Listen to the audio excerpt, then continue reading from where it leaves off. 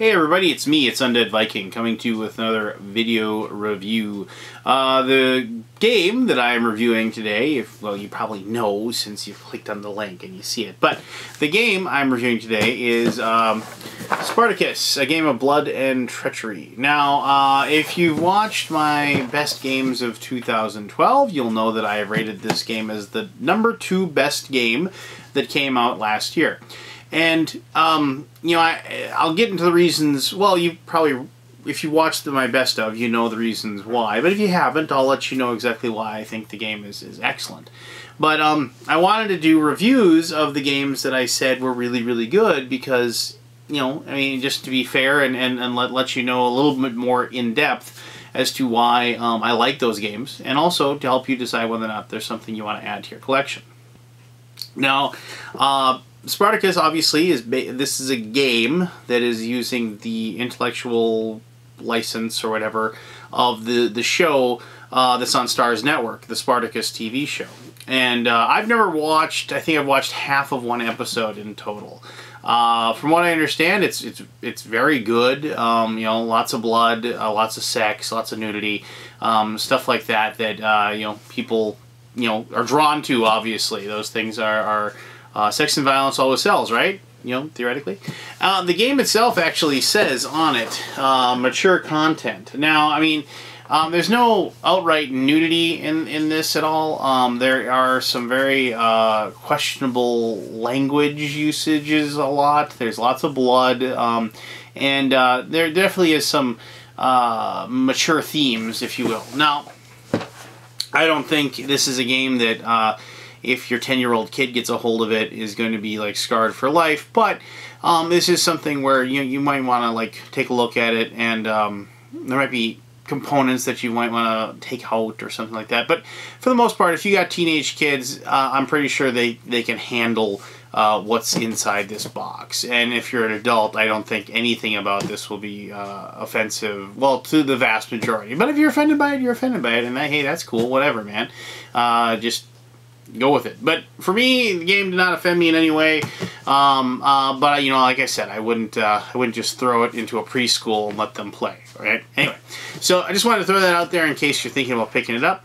The game is about controlling a house that controls gladiators and slaves, and you're trying to have your house rise to prominence, and whoever gets through the 12 influences your score, and each person has a separate score, and you play up to 12, and whoever can get to 12 influence first just wins the game. They're the most influential house, you know, political party, whatever, and they, you know, they become the richest, most dominant force, you know, in the whole gladiatorial, senatorial, ancient Rome, what have you.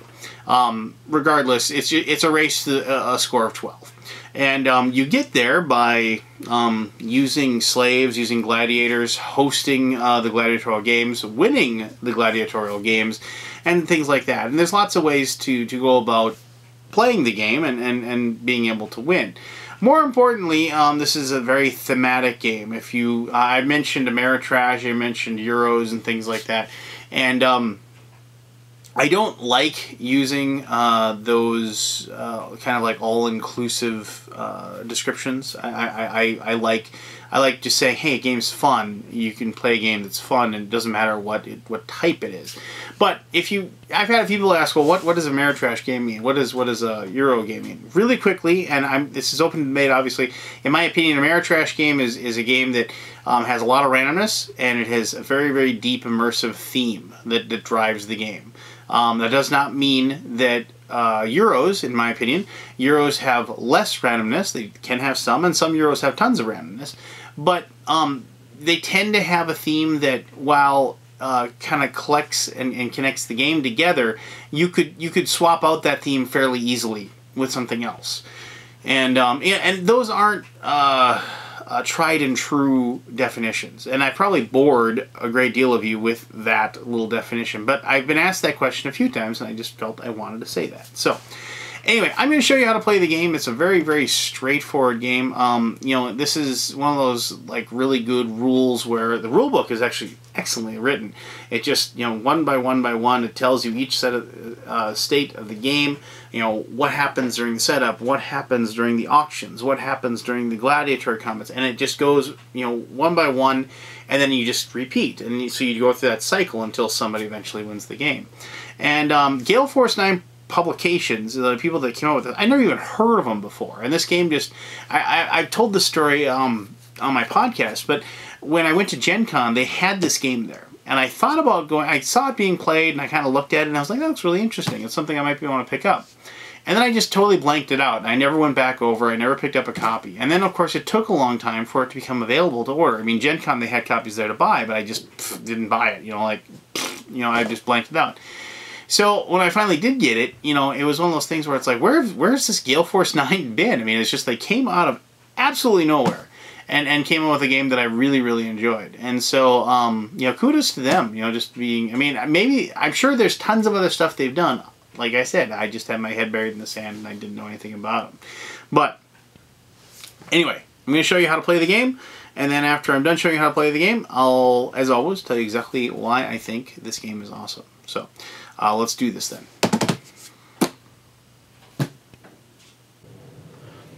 Alright, I've set up a 4-player game of Spartacus. I'm just going to kind of show you how to play one turn of the game so you can get a feeling for how to play.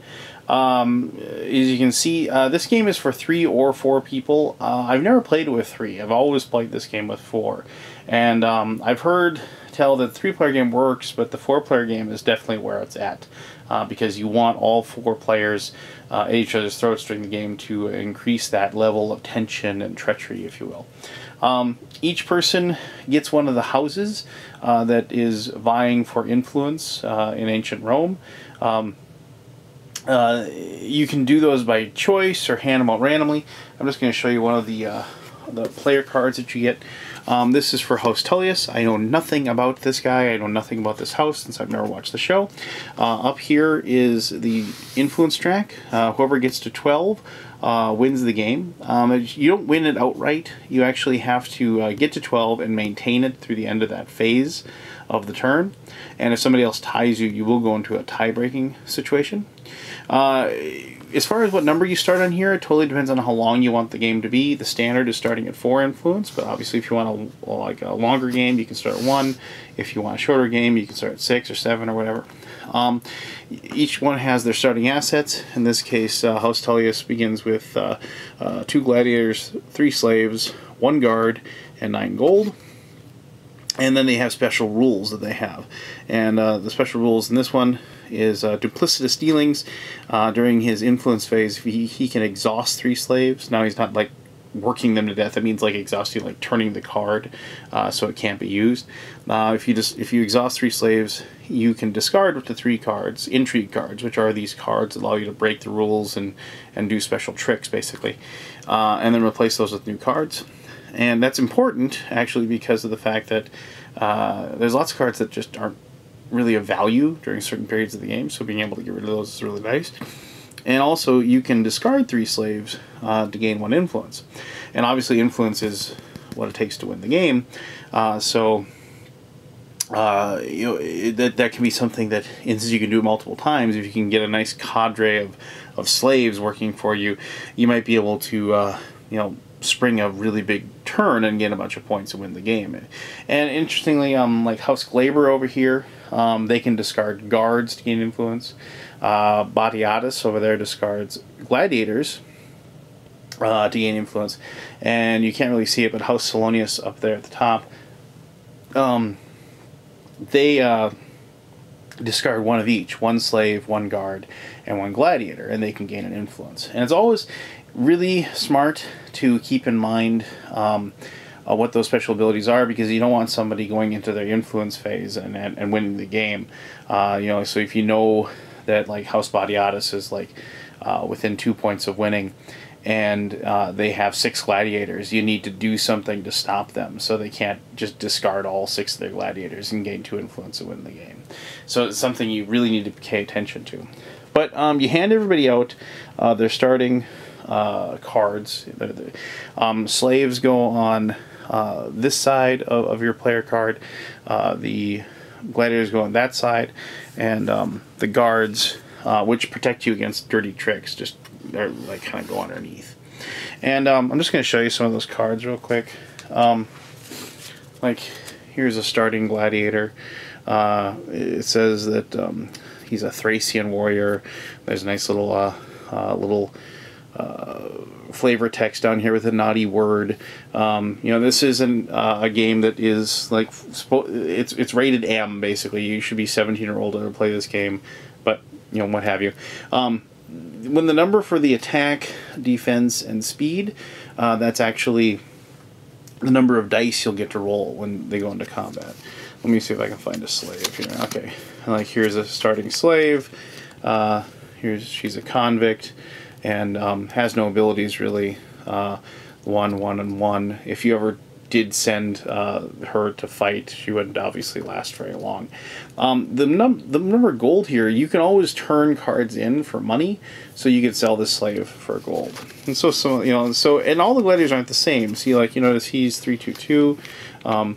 This gladiator is a 2/2/3, so he's fast, but he isn't as far as good as attack. But all the starting slaves, none of them have any powers.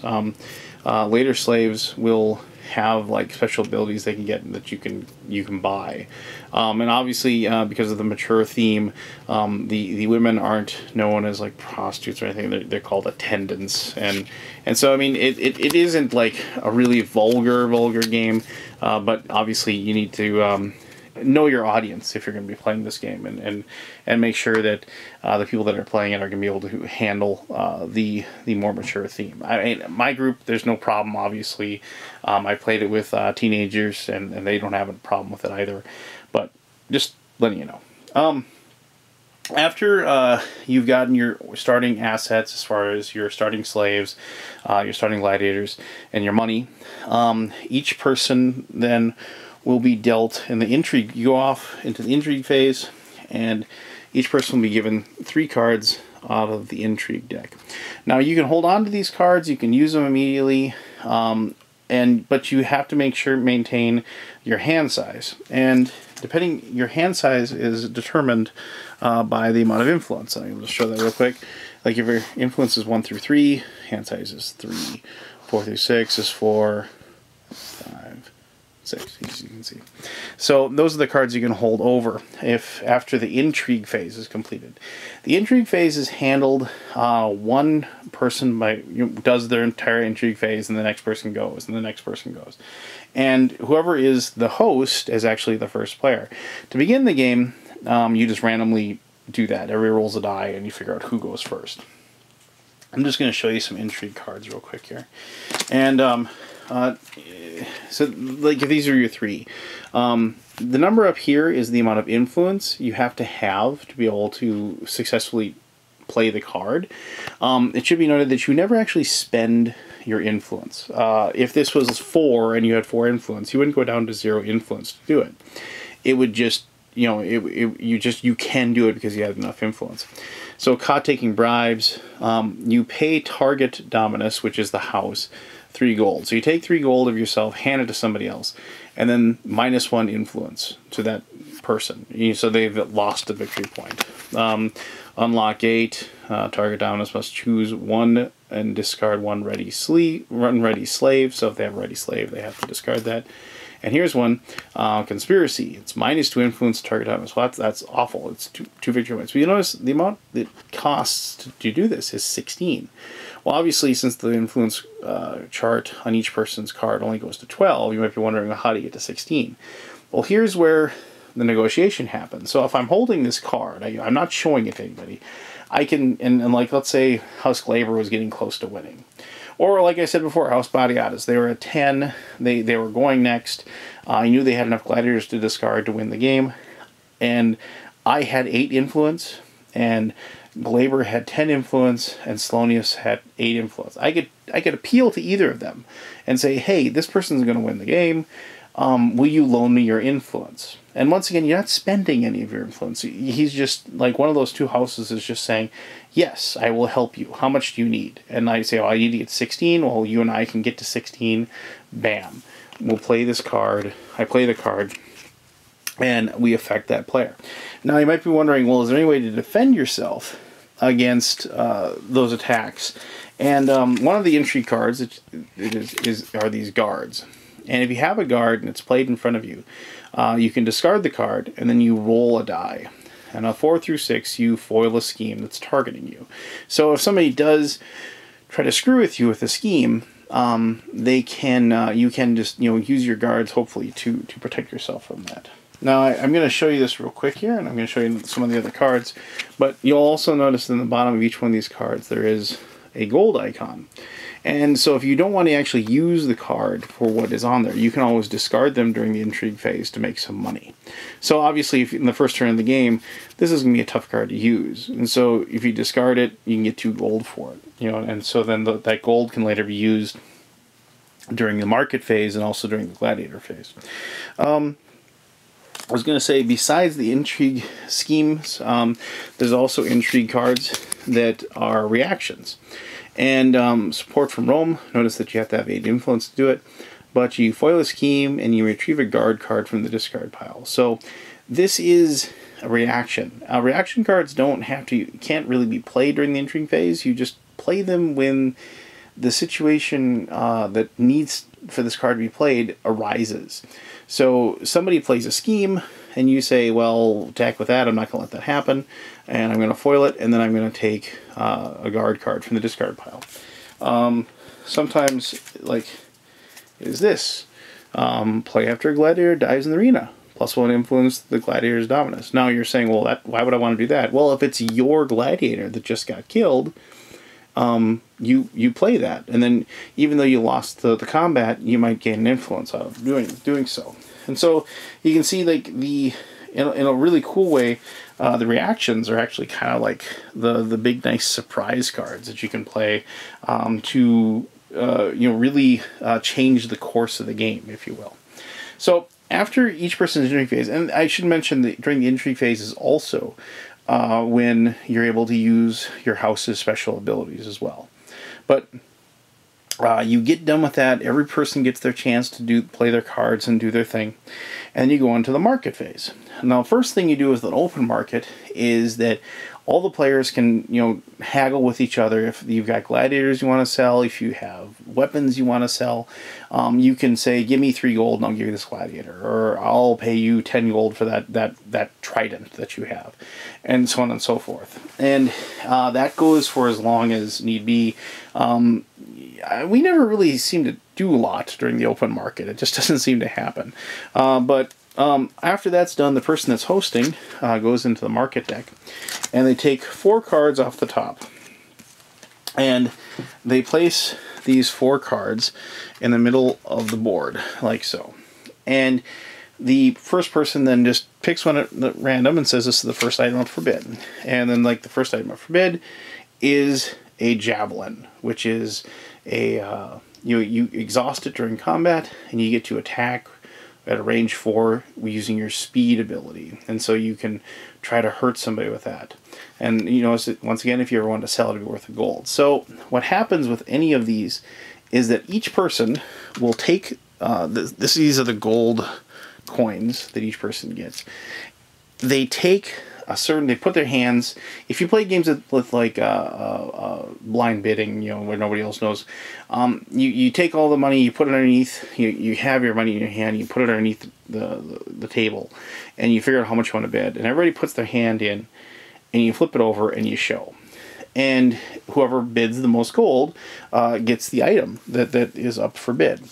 Now, if 2 people bid the same amount for the item, then or 2 or 3 or 4, if whoever ties they all get to bid again. If people tie again on that one, the item isn't sold, and it just it goes to the discard pile. So it should be noted that you don't lose money if you bid for an item, or even tied and bid for an item, you don't lose the money at all. You just get to try. You get to take your money back. Only the person who actually won the bid actually spends anything. So after that first item has been bid on, the person gets to draw another one, and here's another item. So this is a trident and has a range of 2. Very, very powerful weapon. It's really nice to have. So everybody bids again, and so you can see where like something will come up in the first, and you're like, oh, I really want that, and then like if you bid high in the javelin, and then all of a sudden the trident comes up, and you're like, oh man, I should have saved my gold. But then so like they can do that with the third item. Which is, well, another weapon. So this is an axe. And notice it says exhaust. You deal 1 wound after resolving attack. So you just automatically get to do a wound, which is nice. And then the final card is, let's see if we get a gladiator or something. No, an armor. Wow, that's really weird. I'm going to show you some other market cards so you can see the other stuff that's in there. But you can exhaust and you ignore a wound. So like you can avoid getting hurt. Let me just pick up this market deck and see if we can find some other things here. Well, like here's a slave you can get, and market after cards are dealt, you can exhaust to look at one of the face down cards, so that alleviates some of that randomness. Like okay, here's a gladiator. You notice his stats are a little bit better than those starting ones, 3, 2, 3, and Duro and his Brotherhood. If one of your gladiators is killed, you may discard Duro instead. I can only assume he did that during the show. I have no idea. And yes, it's like, I would die before I killed my own brother. A little flavor text that's in there. And let me just see if I can find... well, okay, well here, I can assume this is an important person in the show. Mira, she is a slave, and exceptional slave. And you can exhaust her during your intrigue phase to gain 2 gold. So I can only assume what that is. Let's see here. Here's like a guy that obviously Animus, 4/3/4, and the opposing gladiator's special ability is negating when fighting Animus. A gladiator does not fear death; he embraces it. But there was one really cool, evil-looking guy I wanted to show you guys. And like I said, if you've watched the show, you probably are well aware of... here he is. So, and here's this guy. The Thing in the Pit. And it says, he's merciless, and defeated opponents are automatically decapitated. So, obviously he, like, is wearing somebody's face as a mask. And, yeah, so the market comes and you have 4 cards and you bid on those, and then the market phase is done, except for the fact that now you have to bid to be the host dominus, to host the games. And hosting the games is important, because if you host the games, you gain an influence for doing so. So it's the same as a bid. You put your money in, you flip it over, you show, and whoever wins gets to host. Now the host gets to do one, it automatically gains influence, but then they get to decide which of the other dominuses to invite to the games. Now, if you get invited to the games, that's good, because if you can send a gladiator to fight and they win, your gladiator will gain favor, which is very important, because if they fight again for you, they'll earn money for you, and you'll also gain influence for being the winning dominus. If you refuse an invitation for whatever reason, perhaps you know that somebody else is a really, really tough gladiator, and you know that they'll be able to kill one of your favorite gladiators, something like that. If you refuse, you lose a point of influence for refusing. The host can invite themselves if they want, but then they can just... But this is one of those things where everything in this game is kind of open negotiation. And so, at this point, the host can say, who's willing to pay me money for me to invite you to the game? So somebody that has a really good gladiator who wants to go and earn influence for doing so, will say, I'll give you 5 gold if you'll invite me. And then, like, and people will always say, I'll give you 4 gold not to invite me, because I don't want to lose a point of influence, and things like that. So the host will invite. If he invites somebody and they turn him down, he invites somebody else. And if they turn him down, he has to invite himself and go. and then he tries to invite the last person in a 4-player game, obviously. If that person declines as well, then no combat happens. And so, you know, but 3 people would obviously lose influence for doing so. After you've got 2 people, 2 interested parties in having a blood combat, there's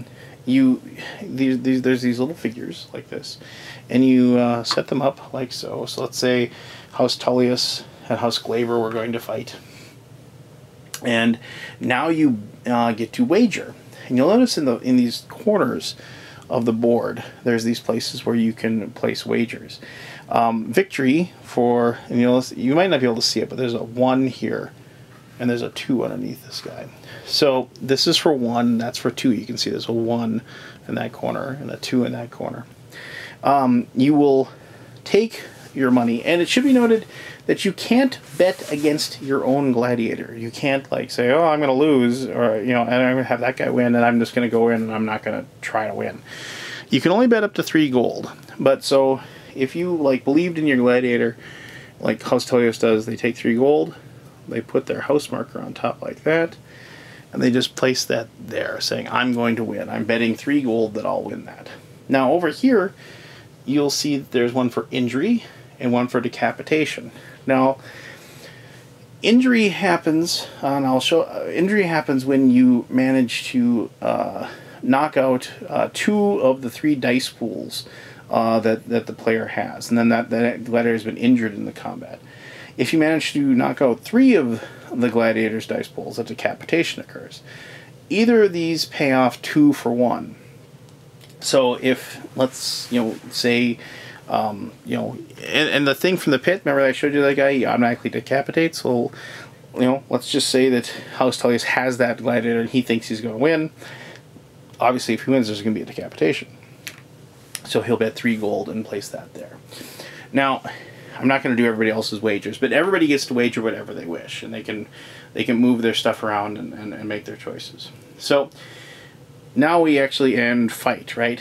I'm not going to go too in depth on this, but what happens with fighting is the first thing that happens is each person, whatever their speed value is for their gladiator, takes blue dice equaling their speed value. So let's just say both of them had 3. And so one person rolls like that. This is their initiative roll. So they got a 12, and this person got a 7. So if this gladiator, they each have a speed of 3, meaning they can move 3 spaces. When you win the initiative, you have the option of letting the other person go ahead of you. So usually it's very useful to let the other person go, because after you move, you can attack if you're within range. But obviously in the first round of the combat, you're not going to be able to attack. So he says you can go, so he can move 3. Well, this is the one thing about the game that gets a little, for lack of a term, gamey, because of the fact that you always want to try to keep your gladiator, not within enough space so the other person can run up and attack. So you want to keep your guy more than 3 spaces away. So like he moves to there. And then the other person says, well, I'll move to here, and so neither of them can attack in that round. So now both players are kind of hoping that they'll win the next initiative. So the next turn goes, they get a 13, and they get less. So unfortunately, so now what will happen is this person will move forward and say, I'm going to attack. Now, to attack, it's very risk-like, if you will, the combat is.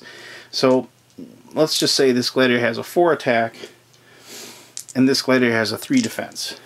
So red is the attack dice, black is the defense dice. So you roll attack, and so 4, 4, 3, 2, and you roll defense. So 5, 3, 1. Now you match up the highest rolls against the other dice. So in this case, a 4 goes in a 5, so that means nothing happens, and ties go to the defender. But in this case, a 4 goes to the 3, meaning that's a hit, and a 3 goes to the 1, meaning that's another hit, and a 2, whereas there's no dice, you still have to roll a 3 or above for it to be considered an actual wound. So in this case, this is defended, this is a wound, this is a wound. Now, immediately, if you've taken wounds, you have to remove dice from your dice pool so like you basically weakening you for that for successive rounds of the game or of the combat. So he's got to lose 2. He hasn't even got to attack yet. So he's just going to get rid of 2 defense, and he's going to hope for the best with his attack.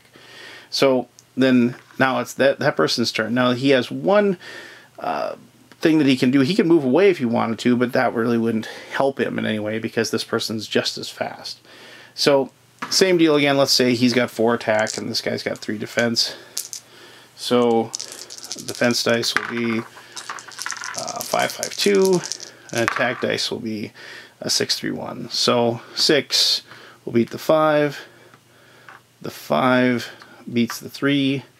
And the 2 1s don't do anything for him because he rolled horribly. So, he manages to do 1 wound to the other gladiator. They remove a die. And now, if he wanted to, he could move away. He could move 3, like 1, 2, 3. But even if you move there, because the guy's got his full blue dice, he's going to be able to get there. So, what happens with the game is that you learn that speed is probably the most important attribute, because being able to dictate who goes first or who gets to move or how far you get to move is an extremely important ability. Probably as important as attack, if not more. So, unfortunately, the thing is that if you have a combat where one person's got a high speed, like a 4 or even a 5, they tend to kind of dominate the arena unless the other gladiator has like weapons or has some other item like the trident with a range of 2 to kind of prevent that other player from like kind of just controlling the spatial area of the pit that you're fighting in. But anyway, eventually what will happen is that one of these gladiators will get down where they only got like a few dice left.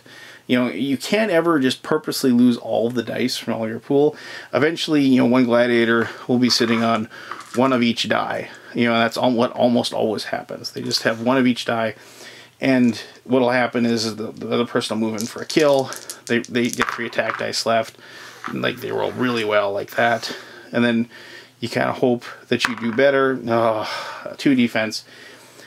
He's going to do 3 wounds, and then so you lose all 3 of your dice, meaning that you've been decapitated and you've been automatically killed. Now, if you just lose 1 of your die, what happens with that situation is that you just lose the combat. And if in that case, or if you lose 2 dice, you're injured, but you're still alive. In that case, the host gets to do the whole thumbs up or thumbs down. Now, I know a lot of people are going to say, it was just like this, or I believe it was like that, was to kill them or something like that. It was never really a thumbs down. But it's more fun to go thumbs down.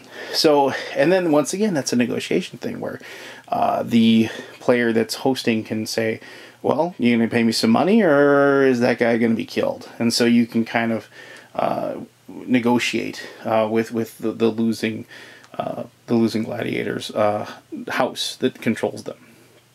After the combat is over, you pay out the wagers. In this case, like the green would have, he lost the combat, but he did manage. Somebody did get their head cut off, so he's going to get paid 6 for this, but he's going to lose his wager of 3 of that. So he ended up winning, and then the winner gets +1 influence because they won.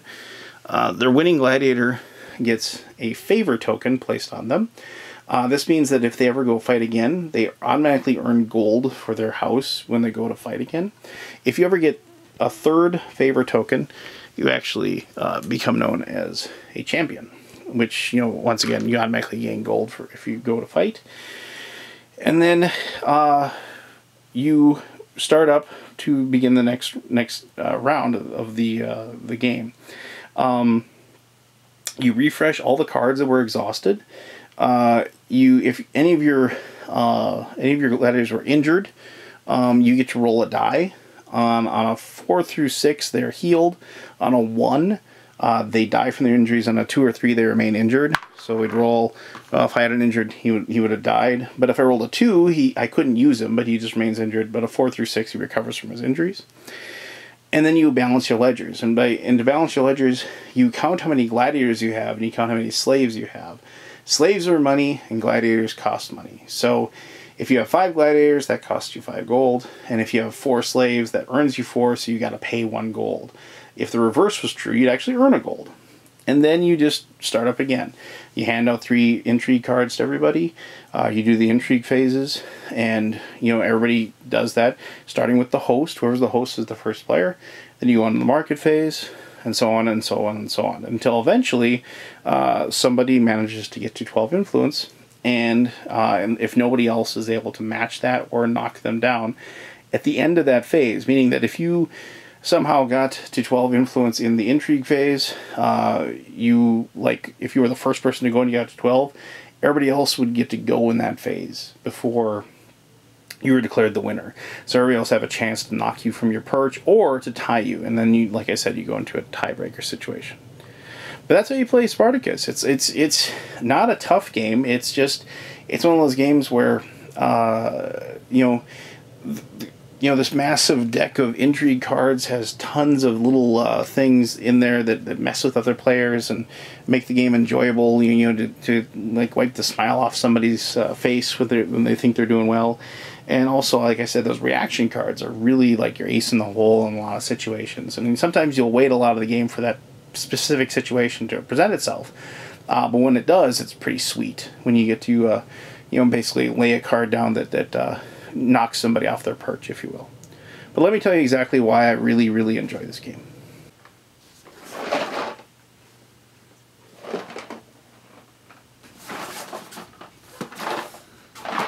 Something I just noticed, like usually with these types of board games that we play, the designer board games, they usually have the designer listed on the board game cover, but I don't see one here. That's weird. I wonder who made this game. Maybe it was a conglomeration of efforts, if you will.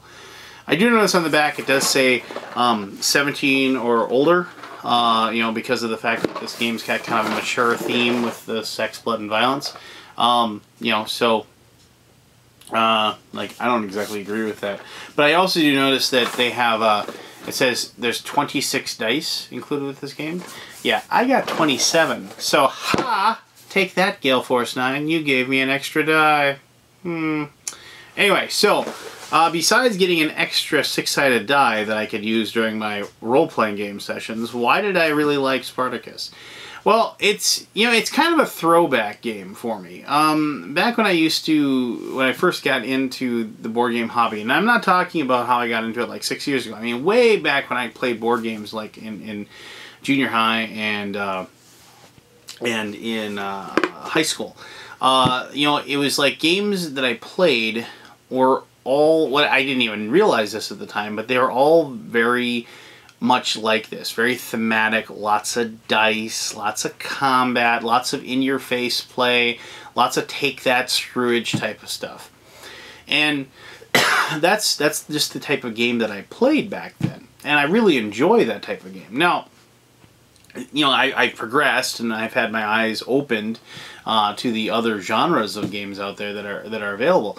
But what I kind of got when first time I played Spartacus was I felt like I was taking like a trip in the past, and I'm like, it helps that I've had the same gaming group since I was like 10.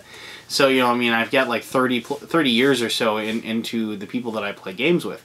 But it was just this wonderful feeling of where, since the rules are so straightforward and simple, and you get them quickly, you are, and I've talked about this in many of my reviews, you can immerse yourself into the theme, and you no longer just feel like you're just, I don't feel like I'm controlling a house of slaves and what have you, but you are able to kind of just move past that, and then you start using weird voices, and this is going to sound strange, but you start using weird accents or weird voices at the table, and you start kind of you know, for lack of a better term, role playing what you're doing, and you bemoan your failures, and when you win, you're like, yeah, you know, like the crowd, and you know, the thumbs up and thumbs down. You're having fun with that, and it's one of those things where the game isn't so much a game anymore. It's just an experience. And that's kind of why the game is sold to me, because of the fact that it's a game that I don't think I've won. I mean, I know I've won once or twice, but I haven't won a lot of games of it. But I'll be damned if I don't just enjoy the heck out of each time I play anyway, just because of the fact that there's always something that happens in the game that is remarkable. There is a excellent gladiatorial combat that is very bloody or very exciting, and so, and if you're a part of that, you know, it's like you remember that, you have that takeaway from the game.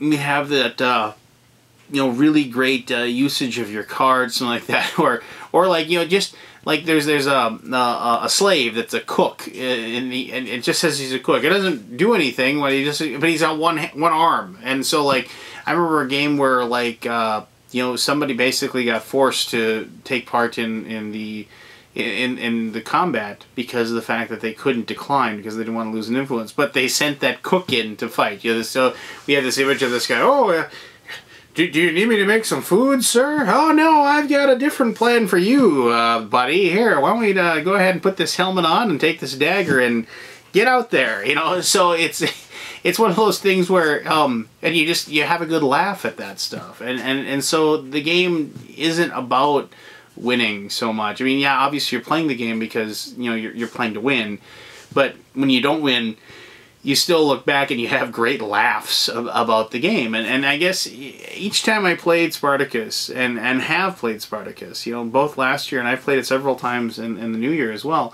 I've never failed to have a blast. It's definitely a game where it's good to have a beer in your hand and a handful of chips in the other, and just, you know, I mean, if you want to take it very seriously and you want to like focus on the game, there are some problems with it. I mean, the combat system, it's very risk-like, obviously. You know, you defender wins ties unless you have some special ability or whatever, but you're rolling your dice against each other.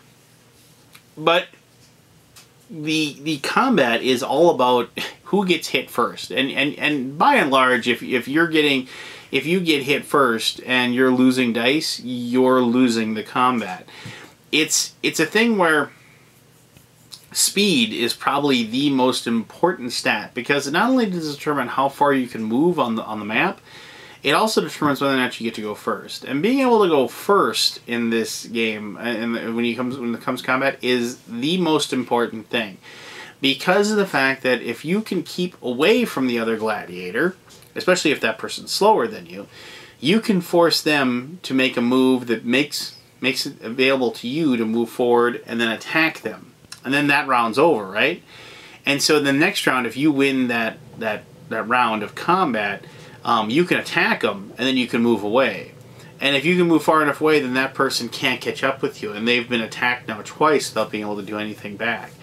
You know, there's a really powerful gladiator in the game that has 5 attack dice, 5 defense dice, but only 2 speed, so he's super slow.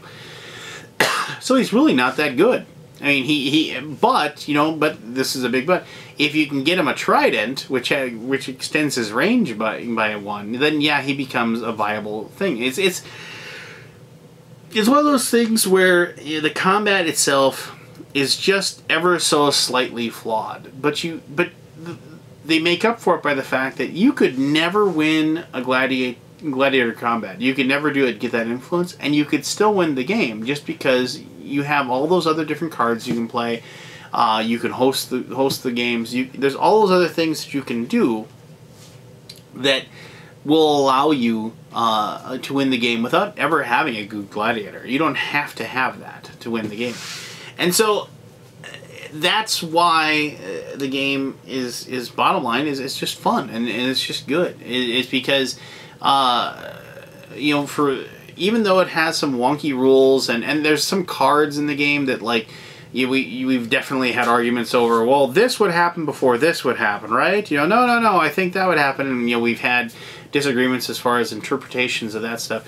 I mean, and that's to be expected when you're playing with a big giant deck of cards that basically break the rules.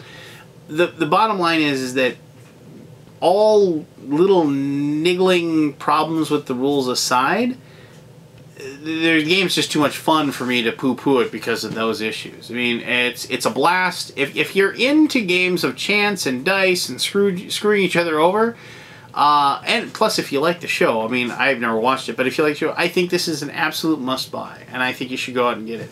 My only complaint is that there's all these little promo cards out there, and I've only been able to, like, track down, like, one of them. And so it's just, you know, and like you have to be at like certain conventions and stuff to pick them up. And I hate that. I absolutely hate that. I just, you know, it's like I got one card with one special little promo, and I know there's like 3 or 4 more out there. And it's like if you go on eBay or something, they want like $30 for a card. And there's no way I'm paying $30 for a card, but it's just like, you know, but, you know, whatever. That's neither here nor there. I mean, the game itself is awesome. And there's an expansion coming out really, really soon. I think it's going to add a lot to the game. It's going to add some more houses. And it's going to add, you know, some more cards, obviously, and stuff. But it's also going to allow you to have combats with more than just 2 gladiators. So there's going to be, like, team combats and stuff like that. And I think that's going to be awesome. Because, I mean, that's going to maybe take away some of the, you know, the one-on-one, just if you have a slow gladiator, you know, if he has a fast teammate, you know, you're going to have that ability to, like, protect each other and stuff like that. And I'm really looking forward to checking that out because I think that's going to be awesome, and I think it's going to really open up the game. And I'm definitely going to pick that up some way when it comes out fairly soon. But there you go. That's what I think of Spartacus. It's an awesome game. It's a blast. I hope I've convinced you to go ahead and pick it up so you can have a blast playing it as well. If you have any questions or comments or concerns, you can leave them below. I'll answer those as quickly and as humanly possible. Other than that, until my next review, I will, well, I guess I'll see you then, right? Alright, well, you take care out there and you have an awesome day. Bye-bye.